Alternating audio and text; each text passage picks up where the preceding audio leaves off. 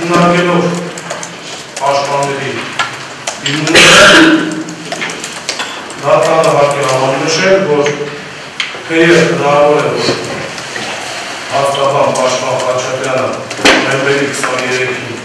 դատական նիստի ընթացքում հայտնած լինի, որ այսօր նշանակված է մեկ այլ դատական նիստ, որի վերջինը պետք է մասնակցել, սակայն թե կոնկրետ ինչ իրական գործ է եւ արդյոք իրականում այն նշանակված է թե ոչ, դրա մասին վկայող որևէ պատշաճ հաստատում կապացույց դատարանում չի տրամադրվել եւ չի ներկայացվել, հողումներ չի կատարվել դրան։ Այդ հանգամանքի ձեռներով դատարանը վերջինիս բացակայությունը գնահատում է անհարգելի։ Ինչ վերաբերում է Պաշտպան Սարգսյանի, Երեմ Սարգսյանի բացակայությանը, ապա հաշվի առնելով այն հանգամանքը, որ վերջինս նշել է հստակ գործի տվյալներ, այսինքն այն քրեական գործի տվյալները, որին ինքը որպես պաշտպան ներգրավված է, եւ ըստ էության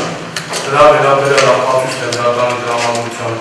կա, ապա դատարանը վերջինիս բացակայությունը գնահատում է հարգելի։ Միևնույն ժամանակ բնականաբար նշված պայմաններում դատական նիստը շարունակել հնարավոր չէ,